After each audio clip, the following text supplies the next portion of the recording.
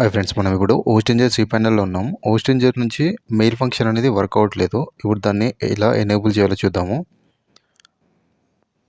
ఇక్కడ ఒకసారి చూసుకుంటే ఇక్కడ మెయిల్ ఫంక్షన్ అనేది వాడుతున్నాను నేను. ఇక్కడ PHP స్క్రిప్ట్ ఉంది, దీంట్లో మెయిల్ ఫంక్షన్ అనేది ఉంది. ఇది ఫైల్ నేము. ఇప్పుడు బ్రౌజర్లో ఎంటర్ చేస్తే మనకి message could not be sent అని వచ్చింది.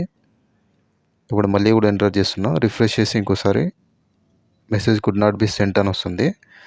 దీనికి సొల్యూషన్ ఏంటంటే మనము డాష్బోర్డ్లోకి వెళ్ళేసి ఇక్కడ మెయిల్ సర్వీస్ కంట్రోల్ ఉంది కదా, దాని మీద క్లిక్ చేసుకోవాలి. ఇక్కడ ఒక బటన్ అనేది డిఫాల్ట్గా డిసేబుల్ ఉంది, దీన్ని మనం ఆన్ చేసుకోవాలి. ఇది ఎప్పుడు మనకి డిసేబుల్ అవుతుందంటే ఆటోమేటికల్గా మనము బల్క్గా మెయిల్ ఫంక్షన్ వాడుతున్నప్పుడు ఇది ఆటోమేటికల్గా డిసేబుల్ అవుతుంది అనమాట.